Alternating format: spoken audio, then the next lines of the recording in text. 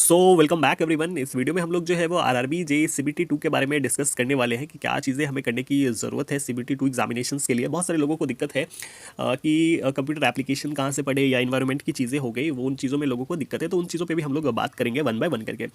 सबसे पहली चीज़ है वो हमारा सिलेबस है ना। सबसे पहली जो चीज़ है वो सिलेबस है। पहले तो हमें सिलेबस पता होना चाहिए क्या हमारा सिलेबस है ना। तो इसका सिलेबस इस तरीके से है कि सबसे पहली चीज़ ये है कि इसमें जो आपको क्वेश्चंस आने वाले हैं ना, टोटल क्वेश्चंस जो आपको देखने को मिलेंगे वो 150 क्वेश्चन जो है वो आपको देखने को मिलेंगे। इस 150 क्वेश्चंस के लिए आपको जो टाइम मिलेगा वो 120 मिनट का समय मिलेगा। तो यहाँ पे प्रैक्टिकल बात ये हो गई कि 150 सवाल है, 120 मिनट का टाइम है, यानी क्वेश्चंस जो है वो ज़्यादा है, समय कम है, तो ऑब्वियस सी बात है कि इसका जो लेवल होने वाला है वो टफ नहीं होगा, क्योंकि टाइमिंग जो है वो कम है और टाइमिंग कम है, क्वेश्चंस ज़्यादा है, तो ऑब्वियस सी बात है moderate easy to moderate level के सवाल जो है वो होने वाले हैं। किस तरीके के क्वेश्चन होंगे, कैसे पूछेंगे, मैंने इसके बारे में भी चीज़ें मैं आगे आपको बताऊंगा। मैंने चीज़ें लिख के रखी हैं, वो चीज़ें आपको देखने को मिलेंगी। तो ये बात हो गई। उसके बाद जो चीज़ें हैं वो ये है कि इसके लिए आपको जो नेगेटिव है वो 1/3 का नेगेटिव आपको देखने को मिलेगा। और इसमें मोस्ट इंपॉर्टेंट चीज़ कि इसमें कैलकुलेटर जो है वो आपको अलाउ है ना, वर्चुअल कैलकुलेटर जो है वो इसमें अलाउ है। जैसा कि एसएससी जेईएन है ना, मेंस में भी आपको है ना कैलकुलेटर अलाउ मिलता है, उसी तरीके से यहाँ पे भी जो है ना, ये भी एक तरीके से आरआरबी का मेंस है। तो इस मेंस के एग्जामिनेशंस में आपको जो कैलकुलेटर है वो अलाउ देखने को मिलने वाला है। तो ये आपके लिए इंपॉर्टेंट चीज़ें हैं। अब जो चीज़ें हैं कि इसका जो हमारा वेटेज है ना, किस तरीके से है सीबीटी 2 का वेटेज।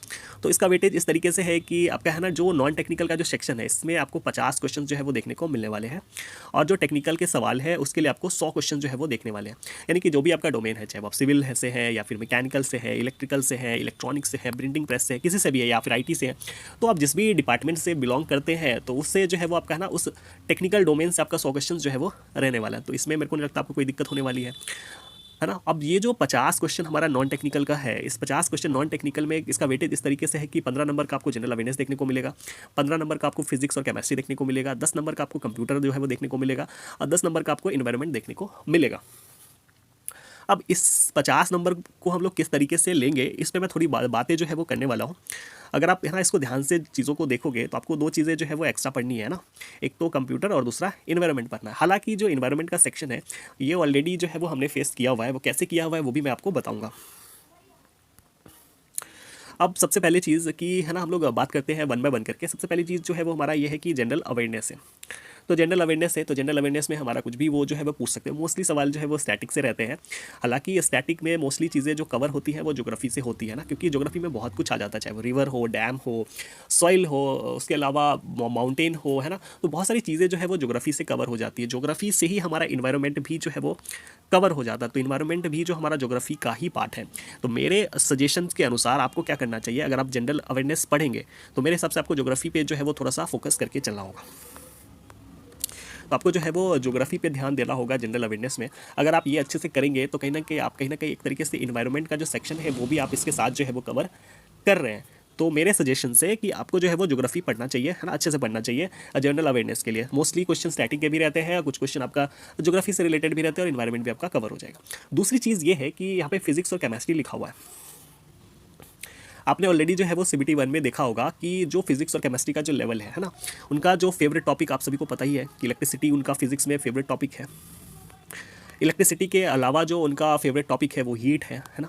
तो ये दो टॉपिक्स उनका बहुत फेमस रहा है, और ये इसलिए भी इंपॉर्टेंट हो जाता है क्योंकि इलेक्ट्रिसिटी जो जिनका भी ब्रांच अगर इलेक्ट्रॉनिक्स है तो उनके लिए थोड़ा फ़ायदा भी है, क्योंकि इससे कुछ क्वेश्चन जो है आपको है ना टेक्निकल के भी तैयार हो जाएंगे।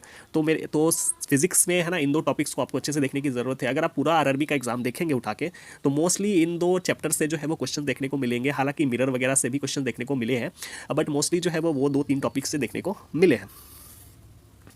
इसके बाद हम लोग बात करते हैं केमिस्ट्री की। तो केमिस्ट्री का आपने देखा ही होगा सवाल कि एसिड, बेस और साल्ट से क्वेश्चन देखने को मिले हैं, रिएक्शन से सवाल देखने को मिले हैं, बैलेंस करने के लिए भी सवाल देखने को मिले हुए हैं, है ना। तो इस तरीके की चीज़ें जो है वो उन्होंने पूछा है। हालांकि उन्होंने है ना एक क्वेश्चन जो है वो इलेक्ट्रोलिसिस से भी वगैरह पूछा है। तो आपको जो है ना इलेक्ट्रोलिसिस चैप्टर जो है ये भी आपको पढ़ के जाना चाहिए। तो जो चीज़ें अभी रिसेंट में चल रही है ना उसको आपको करके जाना चाहिए। अब कुछ अब मन में डाउट आएगा कि क्या फिजिक्स केमिस्ट्री में और कुछ कर सकते हैं क्या। नहीं, मेरे हिसाब से और कुछ करने की ज़रूरत नहीं है। ज़्यादा मन करे तो अभी रिसेंट के है ना रिसेंट के सीबीटी 1 के जो पेपर हुए हैं, आप उनके फिजिक्स और केमिस्ट्री के क्वेश्चन देख लो, लगा जाओ, उससे उससे बाहर चीज़ें जो है वो नहीं आएंगी। तो ये एक बात हो गई है ना जनरल अवेयरनेस और फिजिक्स और केमिस्ट्री की। अब जो चीज़ें हैं कि बहुत सारे लोगों को डाउट है ना कंप्यूटर एप्लीकेशंस का और इन्वायरमेंट पॉल्यूशन कंट्रोल का, कहाँ से पढ़े ये चीज़ें। तो इसके लिए हम लोग है ना इस पे बात हम लोग करने वाले हैं।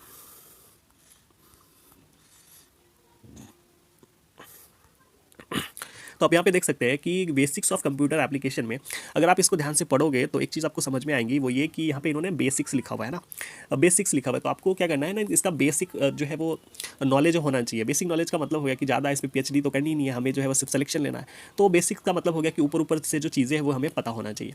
तो इसके लिए जो रिसोर्सेज मेरे को लगता है, और मैंने ऑलरेडी ग्रुप में जो है वो शेयर भी कर दिया है, वो ये है कि अरिहंत के जो टेस्ट है कंप्यूटर के, आप वो लगा जाइए। उससे बाहर क्वेश्चंस आपको देखने को नहीं मिलेंगे, क्योंकि जो टेक्नीशियन ग्रेड 1 का एग्ज़ाम हुआ है ना, टेक्नीशियन ग्रेड 1 का एग्जाम हुआ, आप उसमें भी देखेंगे तो कंप्यूटर वगैरह आ चुका है। आप चाहें तो इसको है ना रेफरेंस के तौर पे यूज़ कर सकते हैं, इससे हमें ये पता चल जाएगा कि कंप्यूटर का लेवल जो है वो किस तरीके से आ रहा है एग्जामिनेशंस में। तो मैंने ऑलरेडी यहाँ पे जो है वो लिख के भी रखा है, आप जो है वो है ना इसको जो है वो रेफरेंस के तौर पर ले सकते हैं टेक्नीशियन ग्रेड 1 के क्वेश्चन को, जो भी रिसेंट में आ चुके हैं। ठीक है, इसका लेवल किस तरीके से रहेगा, तो इसका लेवल जो है वो आपको बेसिक देखने को मिलेगा, है ना। इसका लेवल किस तरीके से रहेगा, तो बेसिक इसका लेवल रहेगा, ज़्यादा लोड लेने की ज़रूरत नहीं है।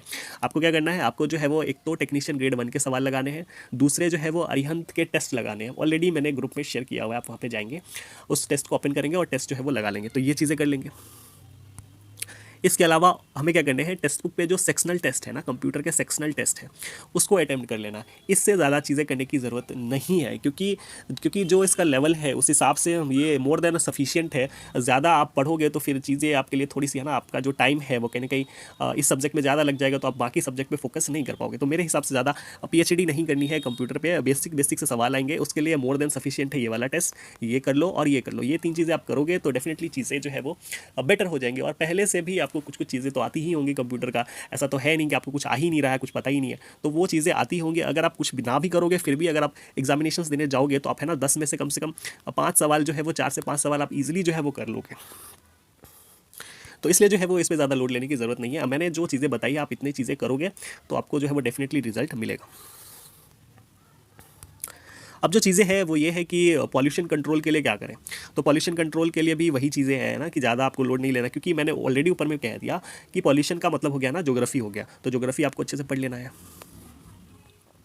क्योंकि आपने है ना ऑलरेडी जो है वो इससे पहले चीज़ें पढ़ी होंगी, चाहे वो ईवीएस आपने पढ़ा होगा, ज्योग्राफी पढ़ा होगा, एसएसटी पढ़ा होगा। तो 10th लेवल की चीज़ें जो है आपने ऑलरेडी पढ़ रखी हैं, या फिर आपको बस क्या करना है, एक बार रिवाइज़ करना है खुद को, है ना। तो इस तरीके से आप चीज़ें कर सकते हैं। अगर आपने सीबीटी 1 का एग्ज़ाम भी दिया है, तो सीबीटी बेस्ड के एग्ज़ाम अगर आपने दिए हैं तो आपको चीज़ें पता होगा, उसमें कुछ कुछ क्वेश्चन जो है वो आपको जो है वो इसके मिले होंगे इन्वायरमेंट के लिए, कि कैसे हम लोग जो है वो इन्वायरमेंट को प्रोटेक्ट कर सकते हैं, कैसे इन्वायरमेंट में ये चीज़ें ना करें, वो ना करें, क्लाइमेट कैसे जो है प्रभावित हो रहा है ना। तो इससे सवाल जो है वो आपको ऑलरेडी जो है वो आपने देख लिया है ना। सीबीटी 1 के एग्जामिनेशंस में आपको कुछ क्वेश्चन जो है वो इसके ऑलरेडी देखने को मिले हैं। इसका क्वेश्चन किस तरीके से था, तो इसका क्वेश्चन हमारा था कंक्लूजन बेस्ड क्वेश्चन था, है ना। 4 ऑप्शंस दिए हुए थे, क्या हम ये चीज़ें कर सकते हैं, ये चीज़ें नहीं कर सकते। 4 ऑप्शन दे के पूछ रहा था कि कौन सा सही है, कौन सा गलत है। इस तरीके के स्टेटमेंट आपको इसमें जो है वो मोस्टली देखने को मिलेंगे। तो ये जो है वो ऑलरेडी आपने जो है वो ना, इसका लेवल जो है वो ऑलरेडी आपने देख रखा है। तो मेरे हिसाब से अगर आपको इसकी प्रिपरेशन करनी है तो इसके लिए आपको है ना इसके लिए आपको ज़्यादा लोड लेने की ज़रूरत नहीं है, क्योंकि इसमें आप पढ़ के भी जो है वो आप ज़्यादा होशियार नहीं बन सकते, क्योंकि इसमें जिस तरह के क्वेश्चन आएंगे आपको कॉमन सेंस ही लगाना पड़ेगा। और कुछ कुछ चीज़ें जो अगर आपने थोड़ी इसकी बहुत बेसिक्स अगर चीज़ें आपको आती है तो चीज़ें आप टैकल कर लोगे। तो मेरे हिसाब से जो है वो आपको है ना, इसके लिए अगर आप कोई मैराथन वगैरह देखना चाहो तो वो आपके लिए जो है वो ज़्यादा इफेक्टिव होंगी। इसके अलावा अगर सेक्शनल टेस्ट वगैरह अगर अवेलेबल है टेक्स्ट बुक वगैरह पे, तो आप वहाँ से जो है चीज़ें इसकी दे सकते हो, और इससे ज़्यादा और कुछ करने की ज़रूरत नहीं है। अगर आप बुक वगैरह पढ़ने जाओगे तो फिर आपका टाइम जो है वो वेस्ट जाएगा, है ना। ज़्यादा आपके पास टाइम ऑलरेडी है नहीं, और अगर आप इस पर ज़्यादा फोकस करोगे तो आपके लिए जो है वो उतना इफेक्टिव नहीं होने वाला। तो मेरे हिसाब से अगर आप पॉल्यूशन की अगर अब बात करेंगे तो वही करने की ज़रूरत है ना। आपको जो है वो ज्योग्राफी ठीक ठाक पढ़ लेने की ज़रूरत है, थोड़े स्टेटमेंट और कंक्लूजन वाले जो क्वेश्चंस हैं उस पर फोकस करने की ज़रूरत है। इसके अलावा मैराथन जो है वो आप लगा सकते हैं। तो इतनी चीज़ें जो है वो आपको है ना कंप्यूटर में और पॉल्यूशन कंट्रोल में करने की ज़रूरत है। इसके अलावा जो चीज़ें हैं कि आपको है ना जीडीसी के पेपर लगाने चाहिए। जीडीसी के पेपर अगर आप देखेंगे तो जीडीसी के पेपर में भी आपको है ना इन्वायरमेंट के क्वेश्चन जो है वो देखने को मिल जाएंगे, है ना। तो उससे आपको है ना पता चल जाएगा कि इसका कि लेवल क्या है। हालांकि आपने सीबीटी 1 में भी देख ही लिया इसका लेवल इस तरीके से रहेगा, बट और जो है वो आपको पता करना है तो जीडीसी के पेपर आप जो है वो मॉक लगाइए उसके, या फिर ग्रुप में अवेलेबल है उसको देखिए एक बार, तो चीज़ें आपको पता चल जाएंगी। अब हम लोग बात करने वाले हैं कि टेक्निकल का वेटेज, है ना, टेक्निकल का वेटेज किस तरीके से रहता है। तो 2019 के अकॉर्डिंग जो है वो टेक्निकल का वेटेज किस तरीके से उसको हम लोग देखने वाले। सबसे पहले हम लोग है ना इलेक्ट्रॉनिक्स का देखने वाले हैं। तो इलेक्ट्रॉनिक्स का वेटेज आप देख सकते हैं इस तरीके से है कि BEE से जो सवाल आते हैं वो 15 नंबर के रहते हैं, डिजिटल के 12, इलेक्ट्रॉनिक्स कंपोनेंट एंड मटेरियल के 11 क्वेश्चंस आते हैं, ईडीसी के 10, कम्युनिकेशंस के 10, माइक्रो प्रोसेसर के 7, डेटा कम्युनिकेशन एंड नेटवर्क के 5, मेजरमेंट के 10, और इसके अलावा जो चीज़ें हैं वो कंप्यूटर प्रोग्रामिंग के 15 सवाल आते हैं। तो टोटल जो है वो 100 सवाल का वेटेज जो है वो इस तरीके से है हमारा इलेक्ट्रॉनिक्स वालों के लिए। अब इसमें जो चीज़ें हैं ये कि हम इसको पढ़े किस तरीके से, तो हमको इस तरीके से पढ़ना है कि जिनके वेटेजेस ज़्यादा है, सबसे पहले जैसे BEE के डबल का वेटेज ज़्यादा है, तो सबसे पहले हमको क्या करना चाहिए, BEE के जो भी क्वेश्चन है, सवाल है, उसको है ना पहले पढ़ना चाहिए। फिर डिजिटल हम पढ़ लेंगे, फिर मटेरियल पढ़ लेंगे, कंप्यूटर प्रोग्रामिंग पढ़ लेंगे, मेजरमेंट पढ़ लेंगे। तो जिनके वेटेजेस ज़्यादा है सबसे पहले हमको उन सब्जेक्ट को है वो कवर करने चाहिए, उसके PYQs लगाने चाहिए, मॉक लगाने चाहिए, उनका रिवीजन करना चाहिए। तो इस तरीके से अगर हम चीज़ें करेंगे तो हमारे लिए इफेक्टिव होंगी। इसके लिए अगर आप बुक प्रीफर करना चाहें तो VK मेहता की बुक जो है वो आती है इलेक्ट्रॉनिक्स में, उसको आप प्रीफर कर सकते हो। ज़्यादा चीज़ें मैं नहीं बताने वाला क्योंकि आपको ऑलरेडी चीज़ें पता है, आप कहीं ना कहीं चीज़ें पढ़ी भी हैं, आप खुद भी जो है वो बहुत सारे टीचर्स को फॉलो कर भी रहे होंगे।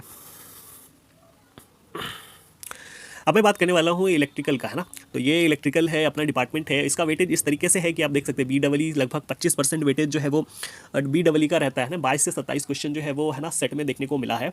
उसके बाद मशीन के लगभग वही सीन जो BEE का है वही वेटेज मशीन का भी है।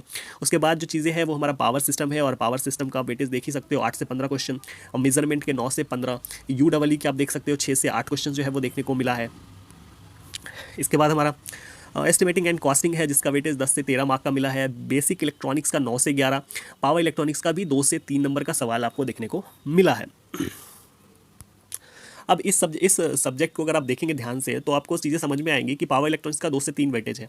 तो पावर इलेक्ट्रॉनिक्स में ज़्यादा आपको PhD नहीं करनी है, आपको जो है वो बेसिक चीज़ें कवर करनी है। इसमें आपको है ना सिर्फ और सिर्फ SCR पढ़ के जाना है। इसके अलावा आपको है ना जो है वो नॉर्मल सी बातें जो है याद रखनी है, जैसे कि हमारा है ना कन्वर्टर क्या करता है, चॉपर क्या करता है ना, चॉपर क्या करता है, कन्वर्टर क्या करता है, इन्वर्टर क्या होता है। तो बेसिक जो है वो चीज़ें आपको एक तो याद रखनी होंगी, और अब ज़्यादा कुछ नहीं करना, सिर्फ और सिर्फ SCR पढ़ के जाना है बस, और कुछ भी नहीं करना। अब SCR में भी ऐसा नहीं कि पूरा डेप्थ वाले न्यूमेरिकल वगैरह सॉल्व करने लग जाए, ऐसा नहीं करना है। SCR में भी बेसिक टर्म्स जो हमें पढ़ना है, जैसे SCR में कितने टर्मिनल्स होते हैं, जंक्शंस होते हैं, उनका क्या फॉर्मूला है। तो बेसिक टर्म जो है वो पावर इलेक्ट्रॉनिक्स में कवर करना है, ज़्यादा डेप्थ में नहीं जाना है ना। तो पावर इलेक्ट्रॉनिक्स का सीन आपका इस तरीके से रहने वाला है। उसके बाद जो चीज़ें हैं वो हमारा है ना बेसिक इलेक्ट्रिकल, तो इसको बहुत अच्छे से पढ़ने की ज़रूरत है। इसके न्यूमेरिकल सॉल्व करो, और मोस्टली सवाल जो है आपको है ना बेसिक के ही देखने को मिलते हैं। सर्किट सॉल्व करने के लिए मिलेंगे आपको, रेजिस्टेंस R इक्विवेलेंट निकालने के लिए, स्टार डेल्टा हो गया, 3 फेज सिंगल फेज के सवाल आपको देखने को मिलेंगे। इसके अलावा कैपेसिटर के सवाल मिलेंगे, थेवेनिन थ्योरम के क्वेश्चन देखने को मिलेंगे। तो इस तरीके के सवाल मिलेंगे। अब इसमें भी आपको ज़्यादा नहीं करना, अब आप नेटवर्क सिंथेसिस नहीं करनी, सिंथेसिस जो है वो नहीं पढ़ना है ना। इसके PYQs आप देखेंगे तो आपको एक जो है वो आइडिया लग ही जाएगा है ना कि इसके किस तरीके से सवाल आते हैं। तो BEE के लिए आप इतनी चीज़ें करेंगे। मशीन के लिए थोड़ा सा अच्छे से पढ़ के जाना है।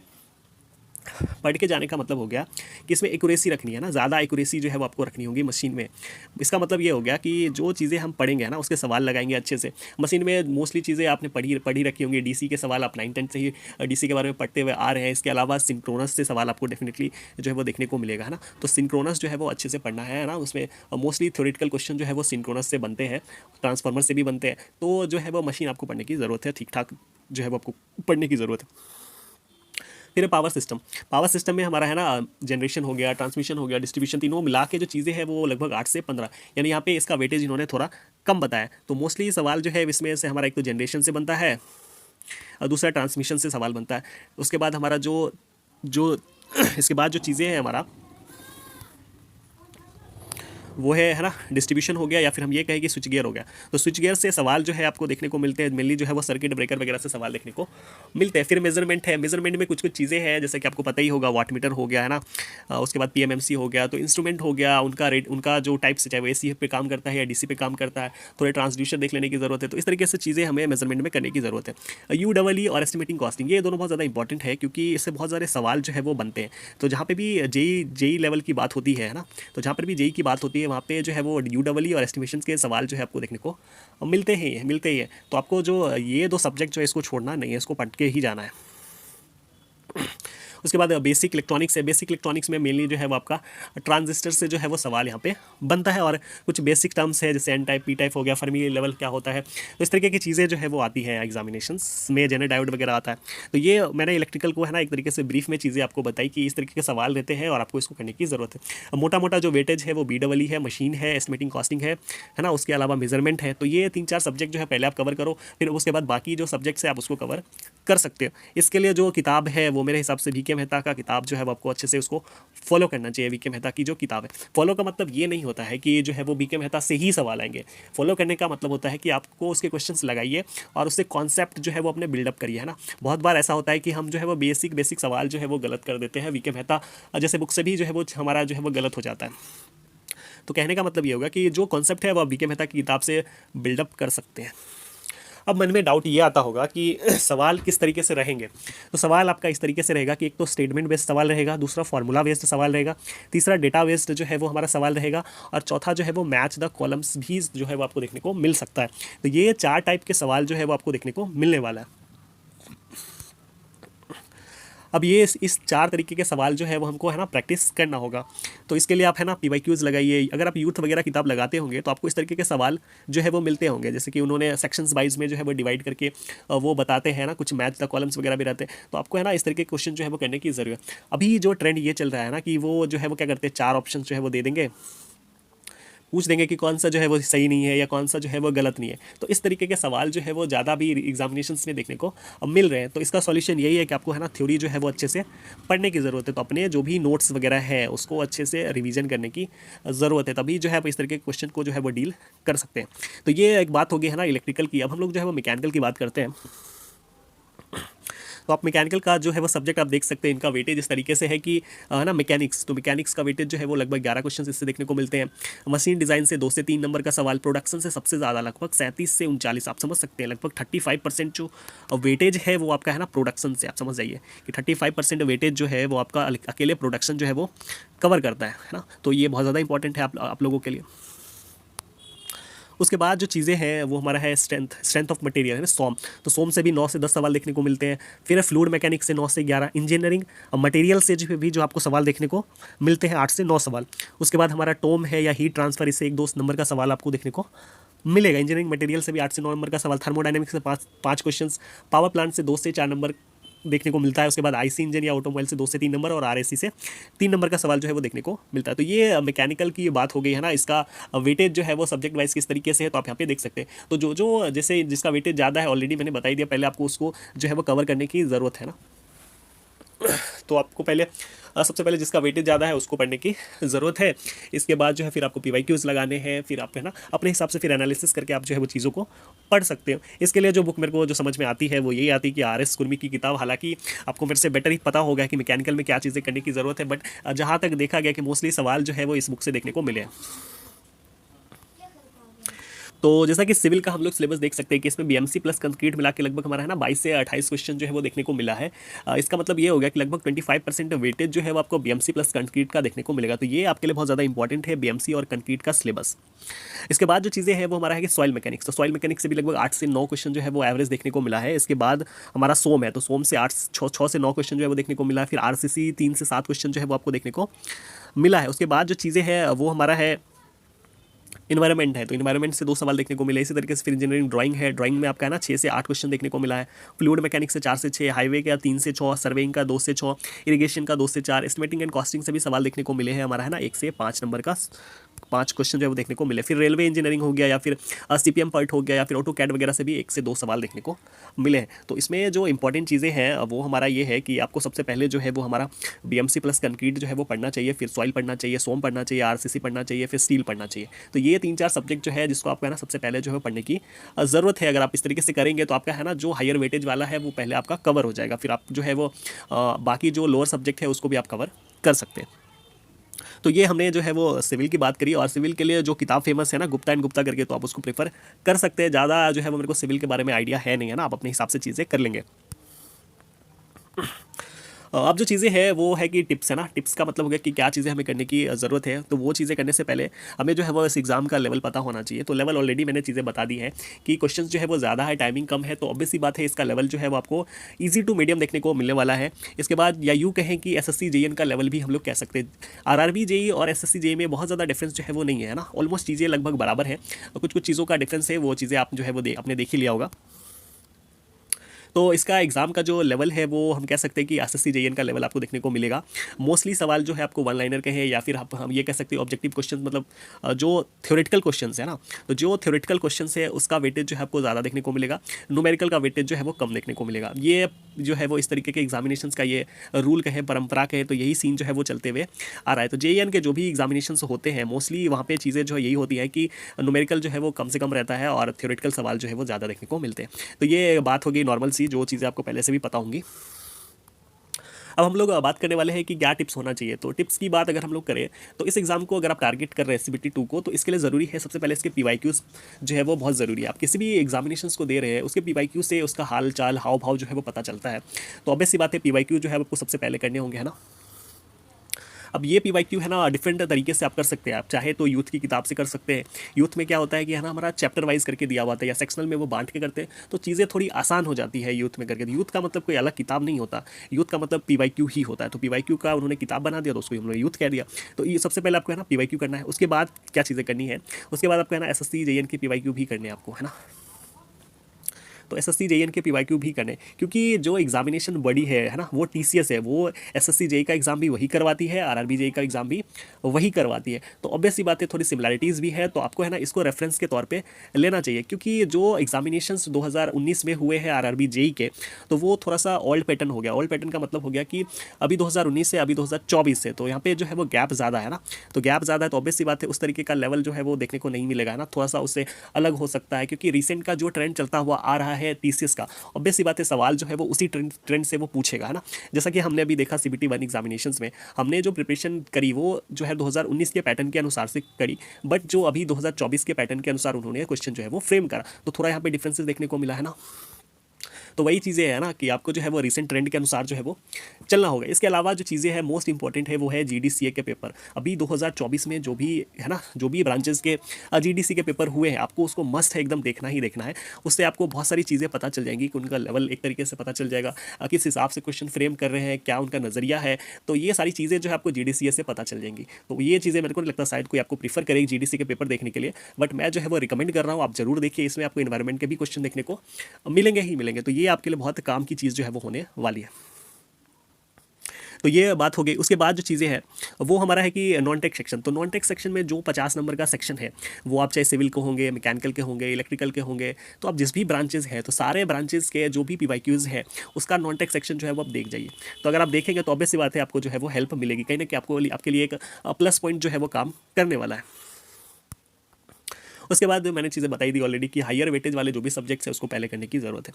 अब मॉक लगाने हैं, एनालिसिस करना है। अब बहुत सारे लोग डिमोटिवेट हो जाते हैं, तो हालांकि इसके लिए मैंने ऑलरेडी बहुत बार बोला है कि डिमोटिवेट जो है वो नहीं होना है। यहाँ के मार्क्स से कुछ नहीं होने वाला है।